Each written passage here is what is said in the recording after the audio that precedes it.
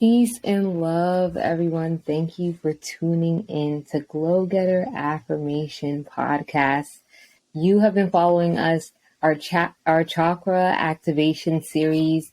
I'm just so excited. I'm so excited because learning about the chakras and learning about how they exist. Like, at first I didn't think that they really existed, but they do exist, and we can feel them too once you start to speak to them and activate these different energies within us. And so we've already gone through all the chakras, all the energy centers. Well, at least all the main ones. There's more. But exactly. And so today I have invited Keiry with us. She's going to introduce herself, but she's a divine feminine being here on a mission. And we're going to talk about our higher selves, chakras, business, spirituality with our businesses, and how we want to navigate the world and what we see for our futures. So, Keiry, can you introduce yourself and what is your mission on this planet Earth? Well, first of all, hi. I am so happy and grateful to be here today for you to have me here. What I'm here to do, I feel my mission, and that's something that I ask myself all the time, and I always get the same answer. I am here to help people to remember who they are. And for me, I have to learn to discover who I am so I can help others discover who they are too and remember how powerful they are. And every time I'm trying to ask myself the question and I'm like, well, maybe this time I get a different answer, it's always go back to the same. I'm here to help people to connect to themselves and remember the powers and who truly they are. Not beyond the name, beyond their physical appearance and the gender. Yes. It's like who they are in the spiritual level. And that's the truest part of us. Yeah. And that's the thing, like, often we were programmed to not even believe that that's the truest part of us. We are so attached to our limitation, which is our physical body and the way that we are physically manifesting. But there's a spiritual being. Yeah. That's why I always say, like, we're spiritual beings having a human experience. Like, this is an experience. Yeah. So, yeah, definitely. So, how did your spiritual journey actually begin? Or when were you consciously called to your spiritual journey? I feel like for like many other people, a lot of for me was during the pandemic. When the pandemic happened, I always been a very spiritual person since I was a child, but I didn't understood. I guess like I shut down my power, so-called my power, right? Like my divine gift since I was a child because I was afraid and because people will make fun of me when I would like talk about my dreams or I talk about like experiences that I will have.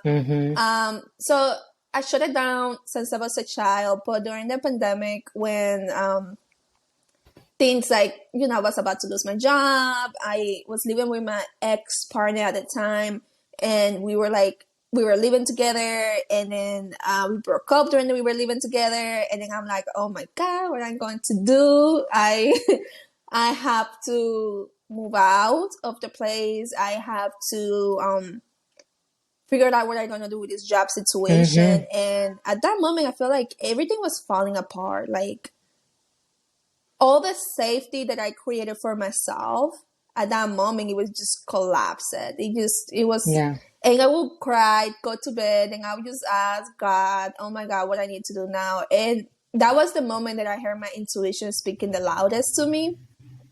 And it guided me to read this book called You Are Badass by Jason Zeta. That was my first introduction to manifestation, I would say.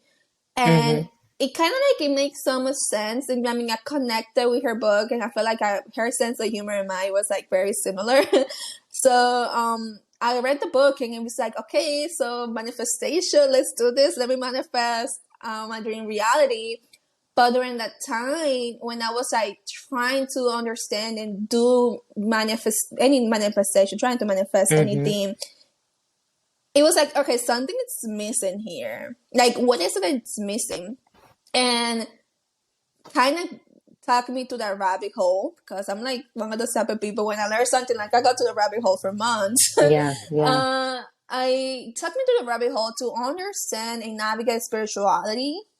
And I'm like, okay, so if I'm having a hard time manifesting, what is it? Like, what is it that is not working for me? And that's when I was first introduced to the chakra system, the shadow work, to healing your inner child, so many other things that I was unaware. And I feel like a lot of people who are new to spirituality, they categorize spirituality as like manifesting things. But spirituality, it's about healing yourself and healing that inner child. And once you're in a place where you're in alignment with yourself more, like you're connected to yourself, you're feeling safe, because I feel like the first thing you need is safety. And again, that's connected to your root chakra. Right? Yes, so your first thing you need is safety. And then at that moment, I wasn't feeling safe. So I'm like, okay, I don't feel safe. I feel stuck. So it kind of took me on the route of like learning how to meditate, right? So I can start connecting to myself. I started learning to just sit in silence. I never knew how to freaking sit in silence. For me, it was like, why would you want to sit in silence? But when you sit in silence, that's another form of meditation. Even though if you're not have your eyes closed, or you're not really sitting on the floor with your legs crossed, you can literally just sit down still and just look at the wall and you're meditating. I have to learn that during that time. Like, I'm like, just like, I feel like it was mainly activated.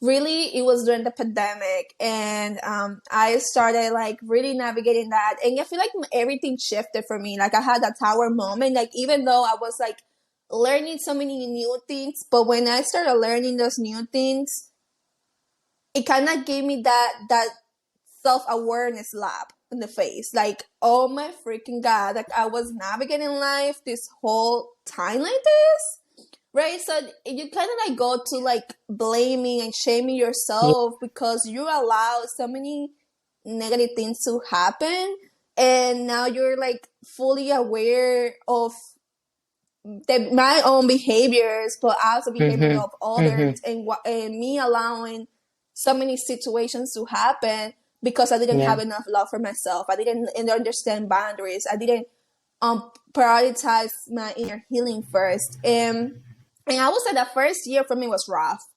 The first year when I I learned about myself and like spirituality and the Bible and God and Jesus, it just like, it was a moment of like relearning. But then as I was relearning, I was like shaming myself for the past. And it was like, it was intense. It was crazy. But I'm very grateful. I feel like that was like one layer that I needed to go through to be in a higher spiritual space, I would say. Because I don't like the word of 3D, 4D, things like that, because I feel like it's very overused in pop culture lately. But I feel like for me, it's like layers. Like, that was a layer that I needed to peel off of my soul to really get deep into like the true essence of who I am. And it was tough. It was very a dark year for me. I feel like I didn't feel connected to the friends that I have. I hated my job at that moment. Like, when I started like observing the type of environment that I was putting myself into, and one of those things were my job, I just feel very disassociated from the job, and I'm like, I just don't want to be here. And the friendship that I had at the time, the connection that we have, it just was not there anymore. And as I don't know, I'm like messy as it sounds, like I feel like I outgrow my friends at that time, and our interests were not the same. So it kind of like took me. Besides me, like shaming myself, I feel very, very lonely too, because I feel like nobody understood me at that moment. So I guess like that was the first thing for me. It was like having that tower moment during the pandemic. And I feel like a lot of people experience that. So it's like a lot of people will see the pandemic, and I know a lot of people die, right? We lost so many beautiful souls. But also for me, it was a stage of me, like, it was a blessing. The pandemic for me, it was a blessing. Even like, and I know that it might sound a little bit messed up because I feel like pandemic really hurt a lot of families. But like for me individually, it was a blessing because I wouldn't be the person who I am today if I didn't went through that chapter of my life. You literally wouldn't be the person that you are today. And that's the beautiful thing about our existence, is that everything that we go through is for our growth. Like, it happens for us and not to us. And once you shift that victim mentality of like, oh, this is happening to me, oh my gosh, this is so bad, this and that. And it's like, okay, becoming victorious over your circumstances. And that's really what you were describing. And it's a beautiful thing, because it's like our spiritual journey, we have to go through pain. Because there's so many different things that we stick down deep down within us. And that's why many of us walk around with a lot of triggers. And the only reason why something can get triggered is if something's not healed. So like my favorite analogy, and it just came to me maybe 3 weeks ago, when you have a wound and it doesn't heal, right? And someone pokes it and it's an open wound, it's going to hurt. Like, it's going to hurt. However, once it's healed and someone pokes it, you're not going to feel it, or it won't be that drastic of a response.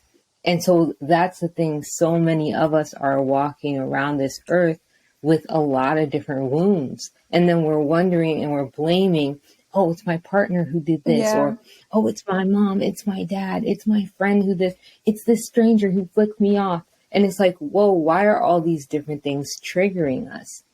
And the only reason why it is because like, we're not actually like getting real with ourselves to see like what we need to heal. And that's the darker side of the spiritual journey. Because right now, like in mainstream, it's always talking about love and light, manifesting material things, like manifesting a bunch of money. And like, that's phenomenal, like very beautiful, a great thing. However, it's like to be even at that point where you can speak things to existence and it comes to you instantaneously, like you have to be free of blockages. And the only way to be free of those blockages is through peeling those layers and seeing those blockages for what they are. Like, definitely foreseeing them. And one thing that I do want to say is, and something, a lesson that I learned, you never stop healing. And you never stop healing. There's, again, like I'm talking about layers, always going to be layers of things that you got to work through. Now, it's not something to put any scarcity in people, like, what do you mean I never stop healing? It's like you're going to work on something, like, for example, the way that I navigate relationship now, it's completely different the way that I used to navigate relationship. I have to learn how to heal, and I'm talking about romantic relationships. I have to learn how to heal that aspect of myself. So now I can make better decisions as an adult. Now, that doesn't mean that I'm not going to come across people who doesn't have good intentions with me, right? Sometimes people are going to come into your life and project their own insecurities and wounds and like things that they need to work on you. And for me now, the way I navigate those things are completely different. Why? Because I heal that aspect of myself. Maybe at that moment I might feel like, okay, like why is this happening to me again? But it's not that it's happening to me again. It's just like the universe is showing me an opportunity for me to look at the aspect of myself that I heal and how I overcome those things and how I'm handling now. Because you're gonna come the same thing, like the same thing that you need to heal, your thought that you heal, and it's gonna come across you more than one time. But how you handle it is really what represents how much the healing you have done, right? If you handle it the same way that you used to in the past, then you need to do more work. Now, if you come across, like let's say for example, that I come across a narcissistic man, and I deal with this type of men in the past, and I started dating a narcissistic man, now I know right away that I'm gonna extract myself from the situation. Like now I know, okay, this is not serving me. I'm gonna walk away. Me walking away in the past, it was something that I could never do. Like I have to wait until that person like hurt my emotions so much to the point that I cannot handle it, or that person do something like really messed up that I'm like, okay, I gotta walk away.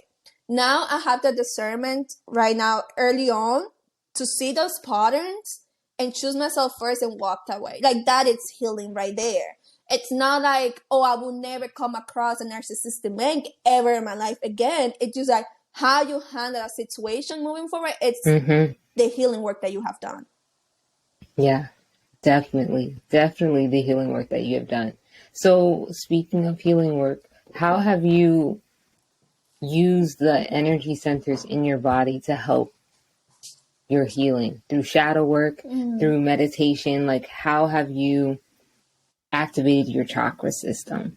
Honestly, I feel like for me, I use tools in different ways. For me, it comes in seasons.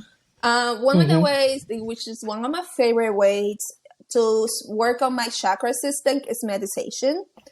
And it's like a visualization meditation of me visualizing the activation of a chakra and me seeing it. Like for me, my favorite way to visualize it, and I know a lot of people have a hard time with visualizing things, but I see as a wheel that it is like spinning and spinning and spinning and spinning, but then I see that wheel spinning with like the color, the chakra, and I see like illuminating my body like a little bit more and more and more and growing into like to the whole point that covers my whole body. So like that's the way that I work on my chakra system, which is my favorite way. Another way that I really love to work on my chakra system, it's breath work. And when I do breath work, like I focus in one part of the body that I want to work on, or like put my hand on it, or just whatever, and just like really focus on that part of the body and just work on that in that chakra. I feel like that's would be my two favorite part of it. But another thing that I do sometimes, if for example, like I'm working on my root chakra, I make sure that I wear red clothes that week, because now colors hold energy, and even though that you don't see the energy behind a color, pay attention to the colors that you wear during different stages of your life. Colors has a meaning, holds energy. So when I work in that specific chakra that I'm very intentional trying to work on, like my bed sheets might be that color, my clothes is gonna be that color, maybe sometimes food that I eat might be that color. So that's another way to actually work on your chakra system, that it's not meditation or breath work. That's another way that I also like to heal that part of myself. Lastly, shadow work. I know a lot of people don't like to sit within themselves and like do the shadow work, but when you see that, and ask yourself the question. So for example, if you're working on your root chakra, that's using as an example, what right now is not making you feel safe? Asking yourself that question and really diving in, like, why did I feel this blockage of safety right now? Where is it coming from? And for me, one of the reasons I spent a lot of time working on my root chakra, it was because as a childhood, when I was a child, I did not feel safe in my environment. And that grow with me as I became an adult. So there are going to be some chakras, depending on your trauma as a child, that you're going to need to invest a little bit more time on. For me, it was my root chakra and it was my sacral chakra. That was like the big two for me that I take the most time working on because of the trauma of my past that really create that huge blockage on it. But lastly, I would say Reiki. Now, the thing with Reiki, it's very good and it's very helpful, but then you have to be very selective of who you allow to work on your chakra system. Like I wouldn't let anybody to work on my chakra system. I would do research on the person first before allowing them to work on your chakras, because, and remember, they're using their own energy to heal yourself, and if their energy is off, that energy, somehow can mess up your own. So I will be mindful with that. But another reason why I would say be mindful, because you don't want to codependent on somebody else to align your chakras. It's a quick way to align your chakra system, but it's not the only way. You can do it yourself. Yes. And you actually should learn to do it yourself. You can use as an extra resource, but don't depend on somebody else to align your chakra. You should learn how to do it yourself. Yeah. And that's really taking the time to pour into yourself. So like whenever you like block out a certain time in the day or anything like that, like for me, my perfect time of the day is from 5 to 7 in the morning. Like that's when I'm doing all my meditations. And I love how you brought up visualization meditations because they really help. However, a lot of people who have blockages with visualizing, like without their physical eyes, that was me. That was literally me. And the reason why is because either your pineal gland is calcified by a lot of different, there's a lot of different reasons why. Fluoride is a huge one. Fluoride, huge. And I was supposed to be a whole entire dentist. and when I started learning about how fluoride has been pushed to different communities and different things like that, and how fluoride and the brain is not talked about in dental school at all, and also with fluoride and the spiritual implications to it, like medicine is not often talking about the spiritual implications, and many of us are not going within to know the spiritual implications just by our intuition. And so with that, the pineal gland can definitely get calcified, and that inhibits your intuition and your ability to see and visualize what, like having vivid dreams and different things like that. Like I've just started dreaming more vividly this past 3-4 months because I've been actively working on it for like a whole entire year, like changing my diet, juicing, eating more raw, like eating more, like almost 60% raw and 40% cooked foods. But either way, it's just like clearing your body system so that you can work on the highest frequency. And that's really what it's about. And oftentimes, like, we're not thinking about what we're doing, like if it's affecting us spiritually, just because we got it inversely, like we have it backwards. Like we're not a human first and then spiritual second. Like it's the opposite way. And so when we are feeding our spiritual journey, we're feeding our spiritual selves, our higher selves, we're thinking about our energy, we always are looking at our intentions. That helps us like feed ourselves. And so then it's just like the physical, it's just like, okay, it's easier to manage.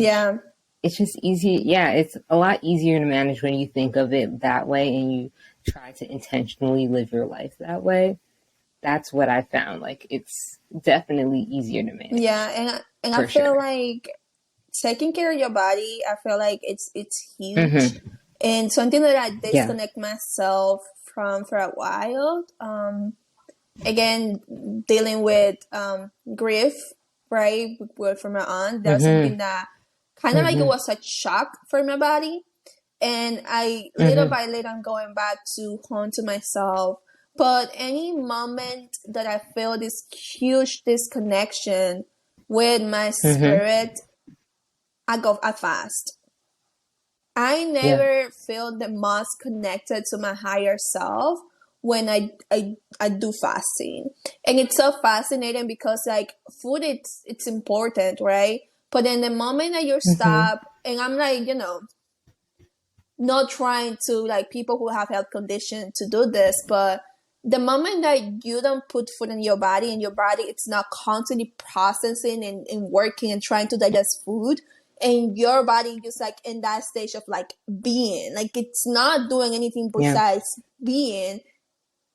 My connection, and I mean, I guess it's for me personally, my connection to spirit, to the universe, to my higher self, it's like a huge boost. Yeah. So it's like, it's also important to like be mindful of, besides the food that you feel in your body, but also to be mindful of like your environment, because I feel like as an environment, it's huge. When you're trying to connect to spirit, you're trying to connect to yourself, be in the right environment, because it's like when I'm fasting, there's no other place that I want to be but my home. Like when I'm fasting, like my body was like, go meditate. Right? And I need that safe space, that environment for me to feel to go in meditation by myself, because it's like my brain, your brain is going to tell you a bunch of things. Go eat, make a sandwich, eat a burger, right? Because that's what our brain is being conditioning to be. But the moment that you challenge those thoughts and you're like, no, I'm actually going to sit down and meditate and connect to myself, because, we've been conditioned to, again, it's a whole topic. The connection of the food and the body. We could go into it. Yeah. But the moment that you decide to take control over what you put into your body, it's an act of self-love. The moment that you stop allowing those thoughts of like, eat a burger, eat fries, you know what will be good? A pizza. And you're like, no, I don't think it's gonna serve my body. Like, you have to learn how to challenge your thoughts. And for me, that's an amazing way for me to start changing my eating habits. When I go and fast, sit in meditation and observe what thoughts go through my head when I'm not eating anything. And again, if you have an eating disorder, if you have any sort of addiction, it's connected to your sacral chakra, right? The sacral chakra, it's called the emotional body, right? Your sacral chakra, it's the one that it connects to your emotion, it connects to your sensuality, it's connected to your creativity. And if when your chakra, it's not in alignment, you're going to find another way to create that emotional bond. And that emotional bond could be an addiction to food, an addiction to alcohol, an addiction to any sort of addiction that you might have. It should be a symptom of the blockage in your sacral chakra. And it's amazing when like you start observing those thoughts that go through your head, when you start challenging the body and you start not giving that body what you usually give all the time, and see like, okay, like let me hear what those thoughts are going to tell me now. Let me hear, because again, like I was connected to the shadow version of ourselves. Let me see what my shadow version of myself is telling me now. I'm not giving it what it wants. Yes. Exactly. And the thing is, it's that simple. It's just a difficult path to walk, because you have to be intentionally and conscious, like, okay, like I am not my thoughts. I am the observer of my thoughts. My thoughts are not me, and they don't necessarily need to define me. Neither do my emotions. And like reminding yourself of that all the time, so that then you can be like, oh, okay, I can influence my thoughts. I can influence my emotions. I can release my thoughts and release my emotions instead of like packing them down. And like with food can be like a physical representation of packing things deep within you that you're not trying to heal. And oftentimes, like, we're not necessarily thinking about that connection, and no one's talking about that either on like a mass spectrum, but also to children. So because all this is really 0 to 7, it's crucial. It's a crucial time. And if we would speak to children in that type of way, to like learn about how to move through your emotions in a healthier manner, how to not necessarily attach and create attachments with your own thoughts, like that will also help. And you won't necessarily feel the need to push different things down, either like on a physical level, like with food or with an addiction or anything like that, but also on an emotional level too. And that's something that it needs to be spoken about, and it needs to be like taught in schools and churches and honestly everywhere where there's children, because that's our future generation. And it's really up to us, and especially as women, like it's up to us to help heal that generation, because like that's what's going to help our whole entire planet. And you know, it's beautiful that you're talking about kids, and because I learned, again, like I love going to the rabbit holes. I learned that when a baby is born, they born with the first chakra activated, the root chakra. Wow. So that's why that kid, it feels so connected to the parent to keep them safe, because they have that need of safety. Now, when the kids start growing up and they're during that age 1 to 7, and they don't feel safe in their environment, that is going to take a longer time to the sacral chakra to start developing. Right? So like, and then a lot of times, if you pay attention to the kids, or like ourself, and like our past version of ourselves, we never pass through, we don't pass through the solar plexus chakra, right? Because solar plexus is like our willpower. And a lot of people, you know, access our self-esteem. So a lot of us, we grow up with like a blockage, like we grow up with a root chakra or safety or sacral chakra or emotions, and then our self-esteem. But then we don't continue to develop the other chakras because we get stuck in that solar plexus chakra, right? We see it so many times where people become greedy, or people wanting to go to plastic surgery to feel beautiful, right? We're trying to develop that self-esteem.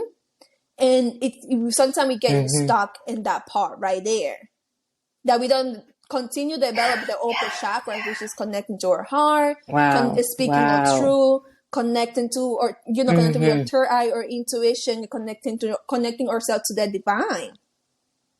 Like we get stuck in that solar plexus, but not in a positive way. Like because it all starts when we are a child. If a child, it's not feeling safe, it's gonna mess up their sacral chakra, because emotionally they're gonna be unavailable. Their emotions, they're not gonna be available. They're not gonna feel love. They're not gonna feel, and they're gonna start looking for love with when they're you start growing up, you're looking for love in another partner, right? Because you probably didn't feel love when you were a child, and you didn't feel safe as a child, and then you're trying to fulfill all those needs with external people, and then you're actually gonna mess up with your self-esteem, because then you're gonna see that people are not giving you what you're looking for, which is that sense of safety and a sense of love that is supposed to be developed in your sacral and your root chakra. And then that definitely is gonna mess up your self-esteem. And it's kind of like that non-end cycle, right? During those 3 bottom chakras, because we don't take the time to heal those things.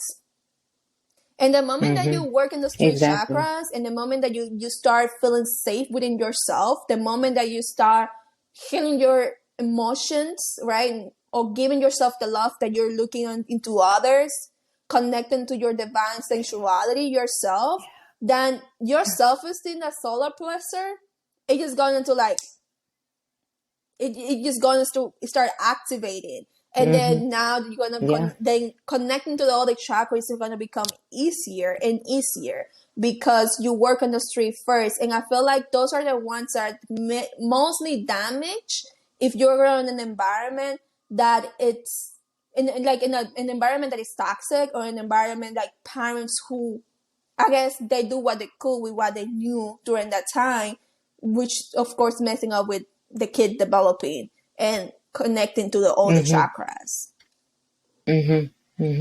Yeah, definitely. And that's why inner child healing work is something that we all need to do as adults, especially if that has happened to us. And the thing is, most likely in this existence, it has, because all the different adults that have been around us may have not even been aware of their own selves, their own traumas. And so they're working through their trauma self, trying to raise you. And it's just like, whoa. It's just a lot. So it's really, and there's no true blaming. However, it's also like, there has to be a level of awareness. And that's why becoming a parent is the highest role ever. And in the society, we don't take it seriously. Like, we don't take it seriously. Like, when you're a parent, you're a priest, you're a priestess.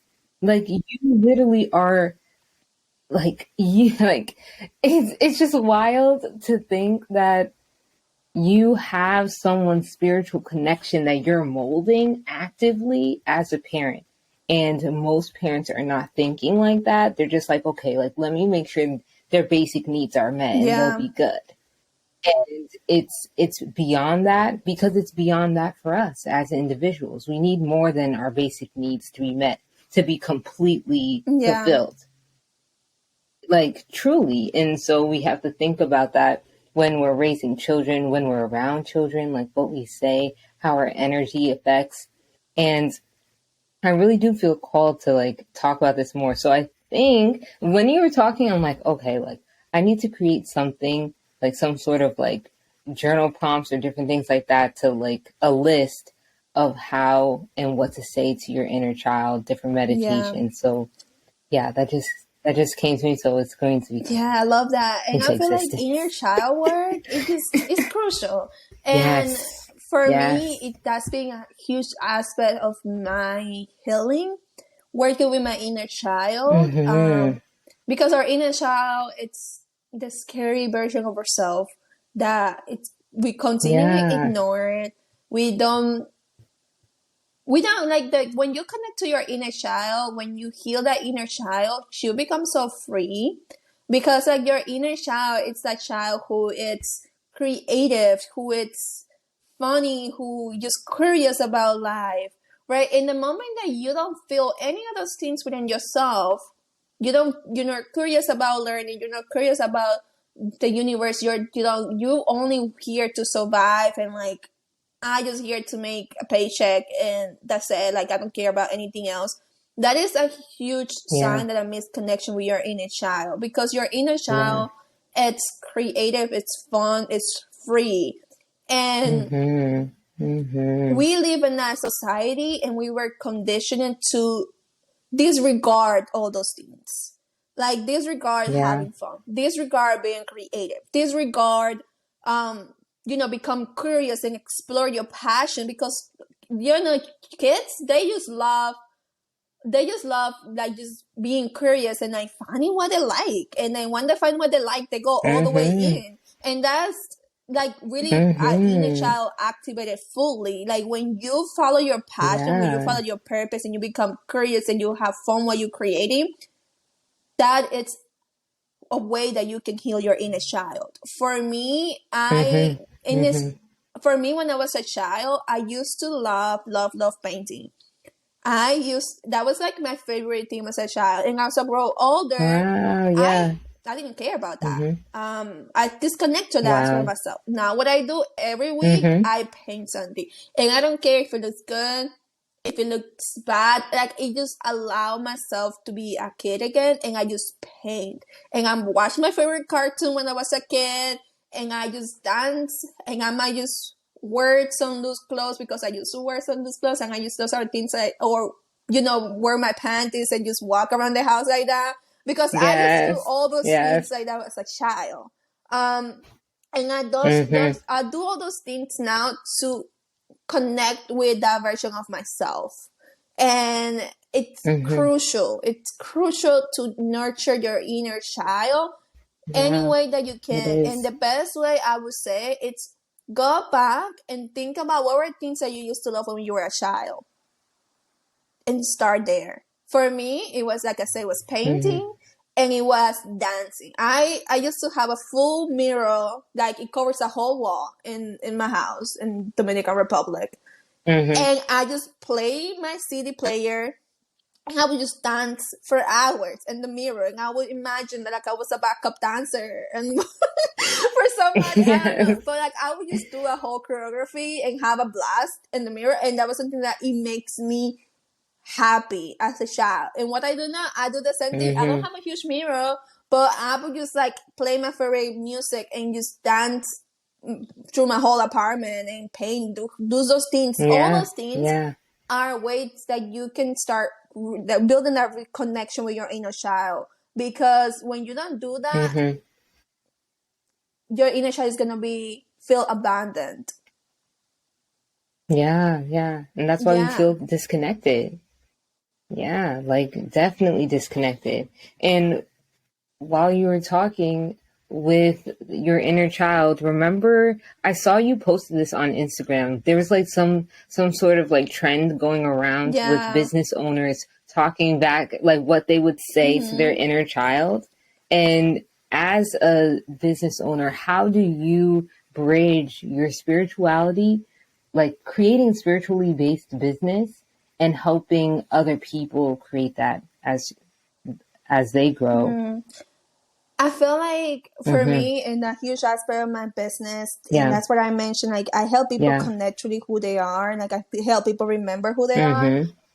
I do that through my business with creativity. I do that through my business with empowering other women, mainly to remember like you are a powerful being, and connect to the purpose, connect to your purpose, and don't question your purpose. Even though sometimes things might not flow the way that you think it will flow, it's like when you create a business that it's connected to your purpose, and you might wonder, well, I don't know what my purpose is. If you create a business and you pick whatever niche and you helping whoever people, that is your purpose, because you could have picked anything in the world and you chose that. So you chose that for a reason. So there's a reason. Like, I don't believe in coincidence. Like, there's no such thing as coincidence. You higher self, your purpose, your mission in life guide you through this path right here. And sometimes we question ourselves a lot. We're like, I don't know if I'm doing the right thing. I don't know if this is the mission I should have. Well, you chose that. And you got to ask yourself the question, why do you chose that? And that's something that every person that comes to me and I help with the brand, and I'm like trying to help them tapping in the purpose of their business, because the moment that you connect to the purpose, it's just like everything unfolds, right? And sometimes when I ask people the question, I'm like, well, I created my business because I just wanted to be free and I need money.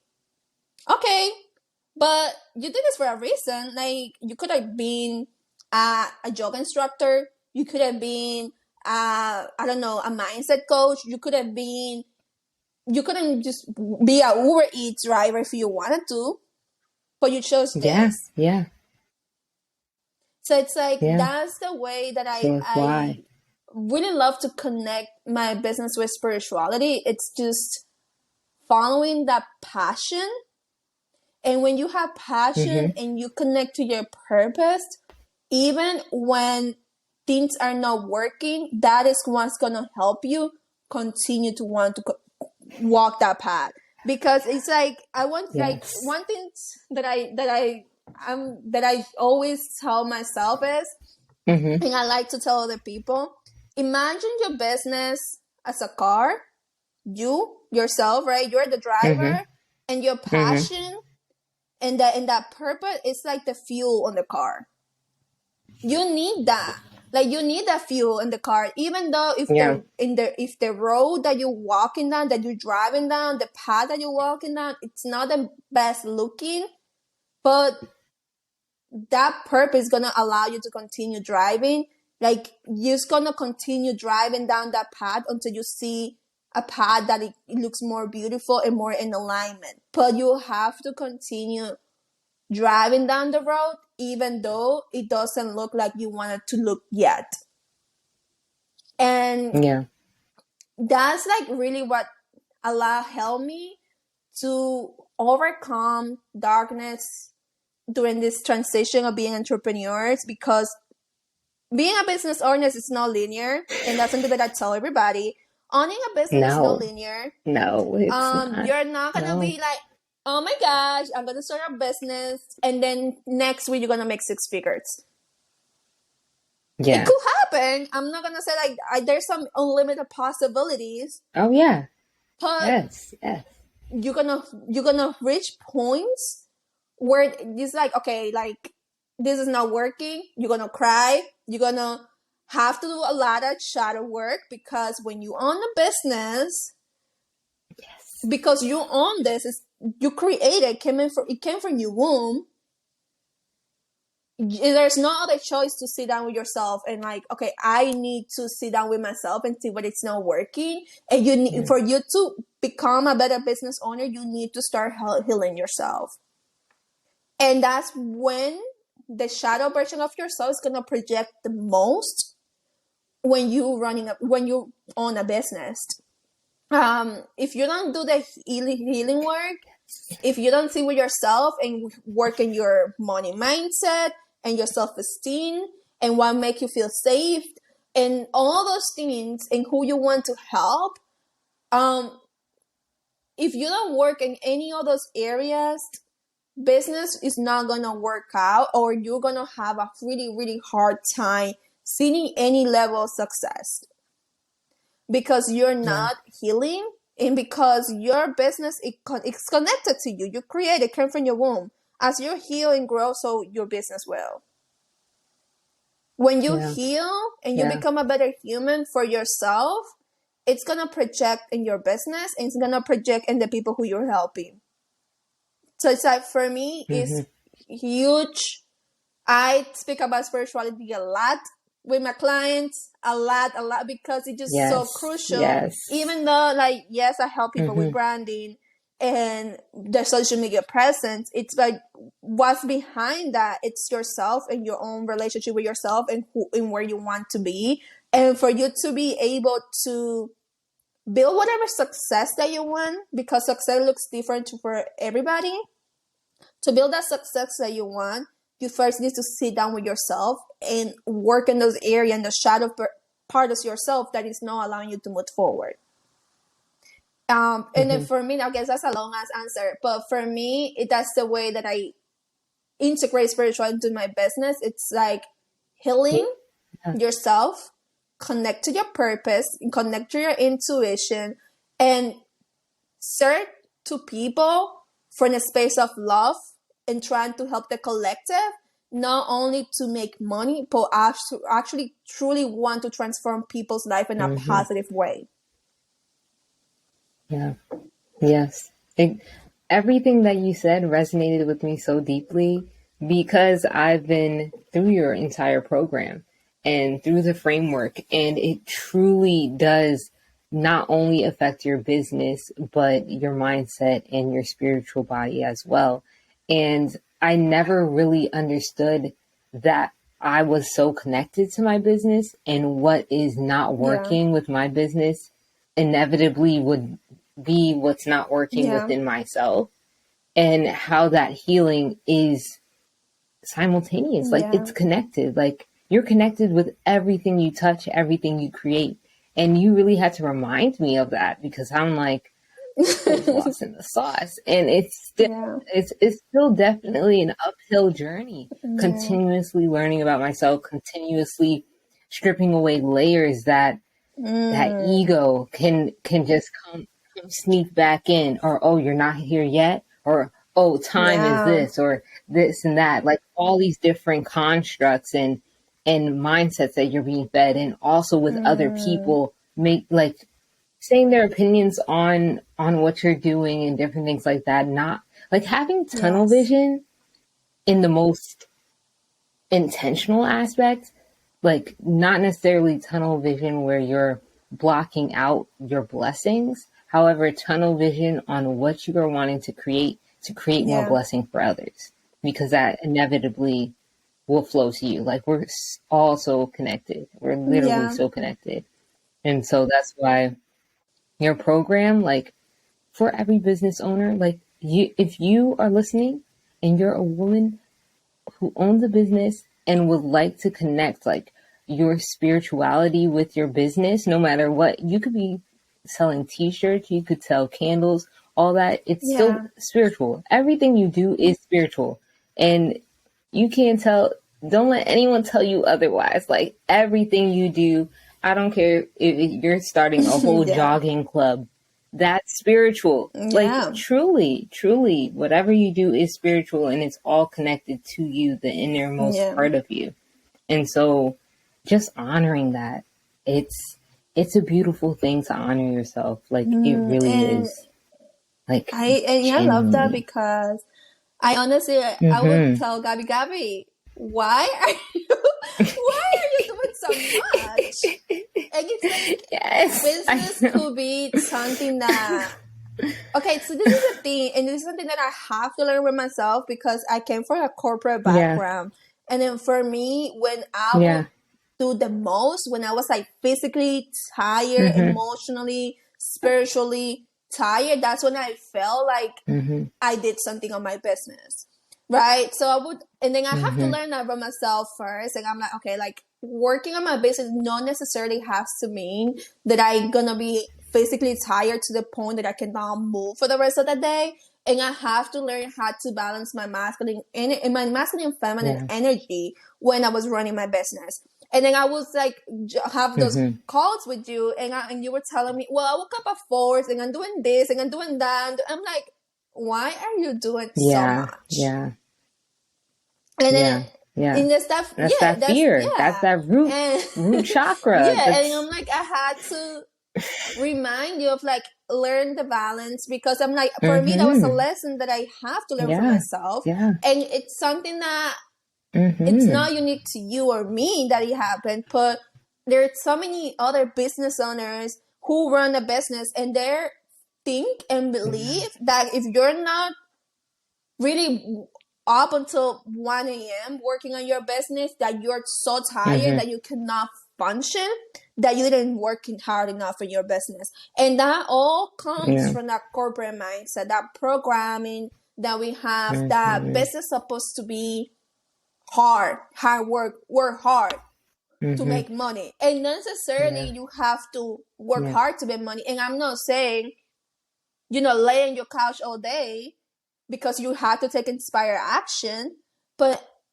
you have to listen to your body when your body says, I cannot do any, like, I can't deal with this anymore. I need a rest. I need a break. Learn how to listen to your body. And if you spend a whole day working very hard in your business and you were like going all the way in, do an activity later on that is going to help you balance that energy, that feminine energy within yourself.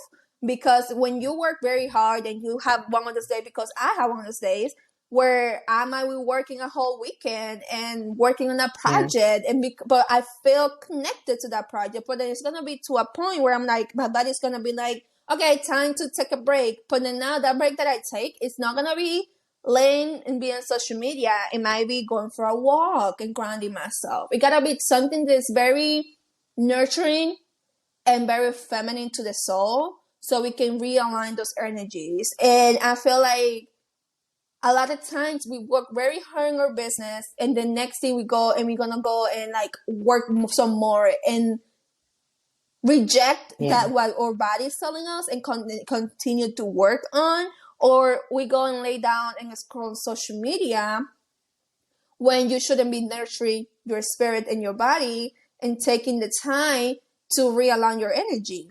And I feel like that's something that I learned the hard way. And I see so many other businesses projecting that type of mindset into other people and telling you gotta work hard, you gotta work 3 jobs, you have to do 20,000 things for your business. And that's what's called the hustle mentality, right? You gotta hustle, you have to hustle. But I'm not against hustling, but that negative view of hustling, it's really what make other people feel like they're not good enough, because when you're hustling and you're not seeing results, and you're like, okay, but I'm hustling, I'm doing what people telling me to do, and I don't see any growth, I don't see nothing. It's like, where are you doing this hustling for? Are you doing it from a space of love, or are you doing it from a space of scarcity? Because again, when it comes to business, you have to take action. But are you taking the action from a space of love and alignment and listening to your intuition? Or you're doing it from a space of like, I have to do this, otherwise I would not able to make it in business? Because that's 2 different type of energy. Is you have to sit down as yourself. If you feel like you have to hustle, where is this energy is coming from? Like, that's the most important thing.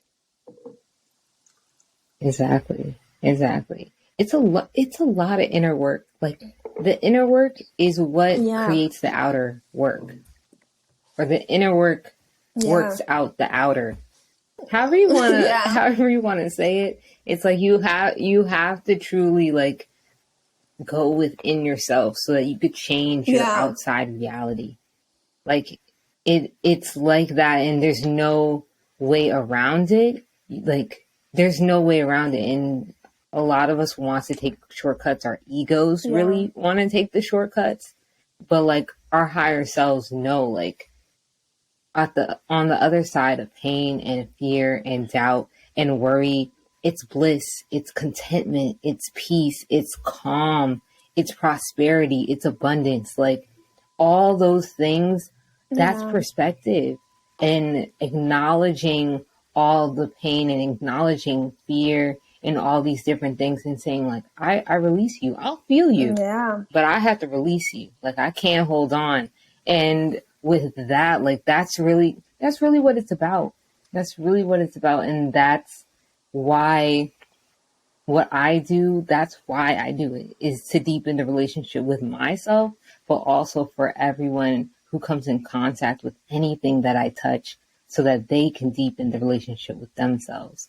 And that's like, our inner world is it's so beautiful. It's better than the outer world. And like, for us to switch our outer world, we just have to create a better inner world. It's like, once I understood that, like, my whole mind was blown, because I'm like, whoa, like, it's like that. Like, it's not the opposite way. Like, whoa, I have so much more control over what I'm feeling, what I'm seeing. I have so much more control, but it's controlling myself, controlling what I allow to affect me. And it's not the easiest thing to do, but it is so worth it. It is so worth it. And self-awareness, I would say self-awareness is the first step. But then become an observer of your reality from a space of compassion, and wanted to shift it in a positive way, instead of looking at your thoughts and your reality from a space of shame and guilt and all those negative feelings. Because once you become aware of your thoughts, and once you understand that your thoughts create your reality, and you know, I hear that term, like, and I know that whoever is listening to this might hear this term multiple times. Your thoughts create your reality. And then people might be wondering, and I ask myself that question at some point. Okay, so how I can control my thoughts? It's observing it and shifting it. You're not control it. You observe it, and then you question it. And then you shift it. I feel like, and then the first step is like, okay, so how I get to start observing, meditate, sit down, do shadow work. And one of the things that I started doing, even if you don't like journaling, I speak out loud, and I'm grateful that I live for myself, because I feel like anybody else who would like hear me talking would say, okay, this girl is crazy. But if one of the things that I do sometimes when I don't feel like writing, I talk my emotions out loud or my thoughts out loud, and then I start questioning with those thoughts. I'm like, where I feel this way? Where did these thoughts come from? And like, do this make sense? Like, why are you even thinking about this? And he's like questioning those thoughts and speaking out loud. And then for me, I am a tarot, so like my main source of energy is my throat. So look into, I don't know, your human design, or look into your astrology and start learning about the powers that you have, because it's already written for you. For me, I am a Taurus, and I fully connected to my throat. And for me to heal or make decisions or do anything, I had to speak it out loud. And a confirmation for me was when I learned human design. And in human design, I am an emotional authority, but that's my strategy is an emotional authority. And then I'm a self-projector, sorry. I'm a self-projector in human design. That's my authority. And then your authority on human design, it's how you make decisions. And for me, I was like, okay, what is a self-projector? Again, it's connected to the throat chakra. And I'm like, oh my gosh, that makes so much sense. So now that I make decisions, and I noticed that too in the past, where like I would call somebody and I would just like explain a whole problem. And even before they give me an answer, I already knew the answer because I already spoke it out loud. So it's important to understand the powers that you already have and utilize it to your benefits. And let's go back to being aware and observing your thoughts and shifting your reality. For me, speaking out loud works for me. Maybe for you, might be differently. So you have to start learning about some sort of tool or modality that is going to help you in this healing journey. And become curious. Like astrology for me, I feel deeply connected to astrology. I feel deeply connected to human design. And that's how I will start learning and finding tools that are in alignment for me to help me in this healing journey. Like I said, I use my self-projector authority to, when I have to make any decision, it could be minimal decisions, I speak to myself, or I call somebody and just talk about it. And then at the end of the conversation, I'm like, okay, I know what to do. Like, I don't even want to hurt you anymore. Goodbye, hang up the phone. I'm joking. But for me, that works. So it's like, it's important to learn about yourself. Find the tools that are in alignment for you that's going to help you too. Definitely. Highly recommended human design. So I'm going to drop a link in the description so that everyone who's listening, they can find their human design. Because when I found out that I was a manifestor generator, that really shifted how I viewed my energy levels, how I approach my work day, how I approach my rest day, and what resting looks for me, because I have a different type of energy than a lot of people who are around me. And so it's just like, I can be doing a lot of different things, but depending on what I'm doing, that can still feel resting. So so it's just like not necessarily comparing yourself to all these other people around you, but like having a certain systematic approach also with your intuition, and human design really helps you do that. So highly recommend. So definitely click the link. Yeah. We're going to send that also. But the last question that I want to ask you was, what book are you reading now? And how is that helping you evolve in your daily life? So recently, I haven't read any spiritual book recently. Well, right now I'm not reading any spiritual books. Kind of like any book. Yes. Okay, so any book. For spirituality, I would say Untender Soul. Yeah. It's one of my favorite books all the time. It's so powerful. I'm just now reading in the past 2 weeks. Connected. That is so funny. That's amazing. So okay, continue. It's a beautiful. Oh my gosh, it's just so powerful. I feel like it really touched my soul for sure. Happy Pocket Full of Money. I love Happy Pocket Full of Money. Yes. If you want to learn the energy of money and quantum physics and everything related to spirituality and money, Happy Pocket Full of Money. Absolutely. The one that helps me with my spiritual awakening and I feel deeply connected, like I mentioned before, it's You Are Badass. That book, it's amazing. What's the other one that I really, really loved? I also love this book, The Four Agreements.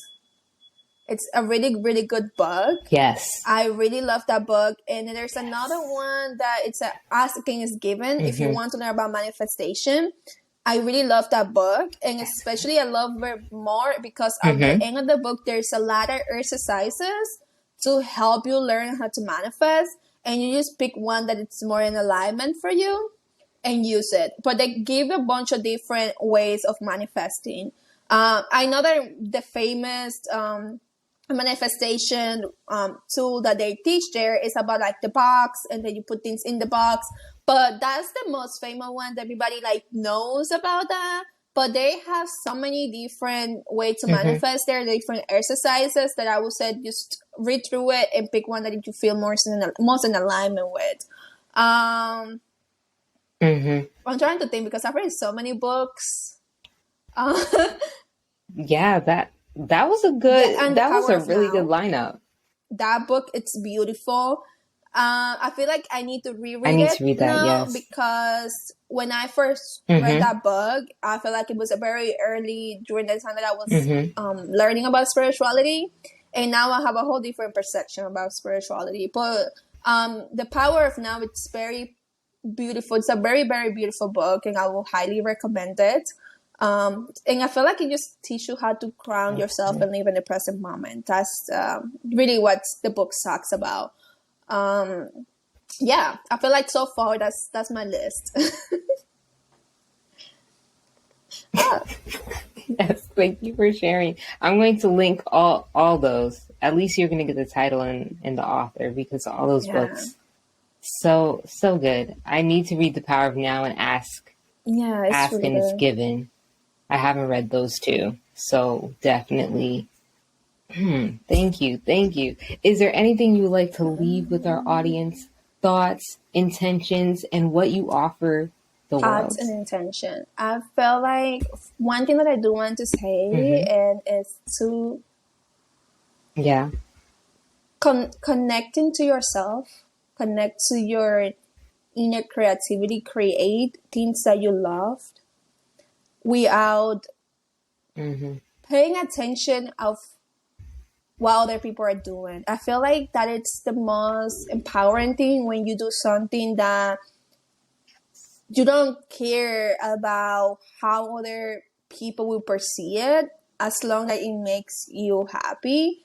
And that could be anything from being creative and painting or creating a business or anything. Just start listening to your intuition and create from your heart. I feel like when the more people create from their heart and more people create something that comes from passion, I believe that we're going to live more in a better world. because when you create things that comes from a space of love, compassion, all the positive energy, the connection that other people will create with you are going to be powerful. And you're not only going to find your community when you're tapping in your uniqueness and your authenticity and your creativity, you also going to find yourself. And the moment that I feel like that's been the biggest lessons for me. It just like you're going to find people who doesn't understand your path and what you're doing right now. But it's not their job to understand it, it's your job to understand it. And whoever wants to be around you during the space of you being creative and building this beautiful life that you want to create, the people who are meant to be there, they're going to stay there.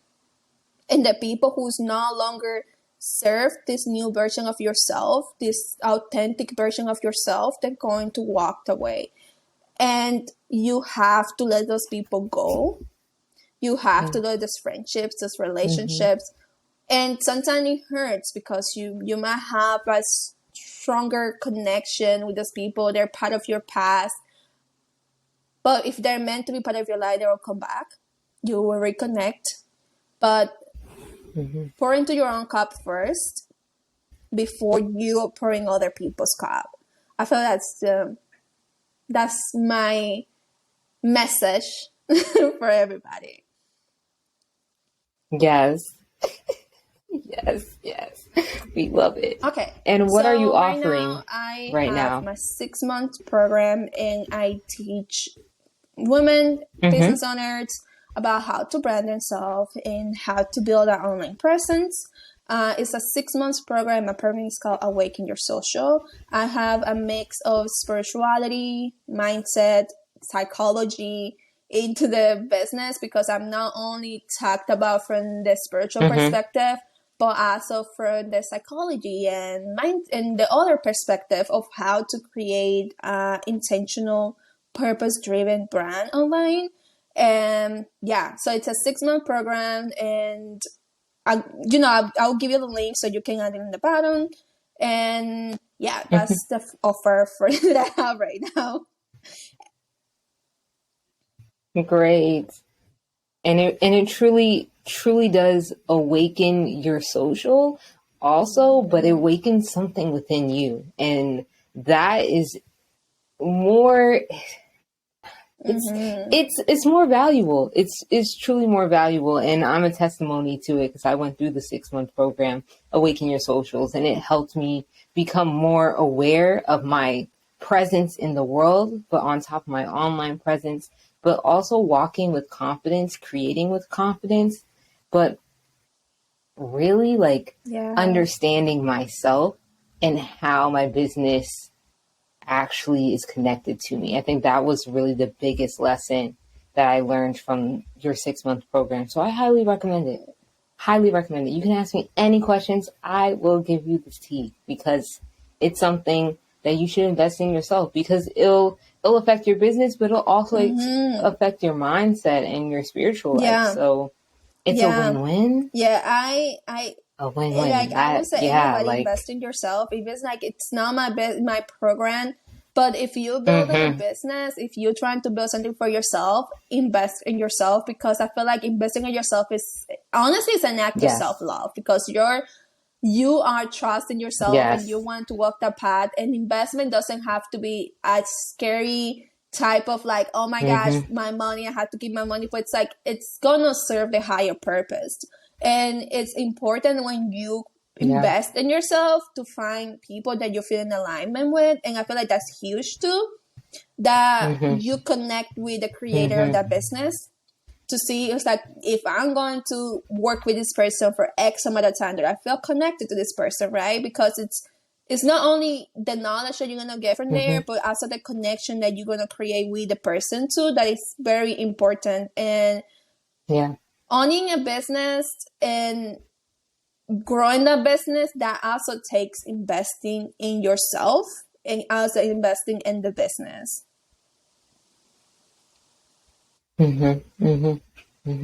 Definitely. So investment it's a form of self-love.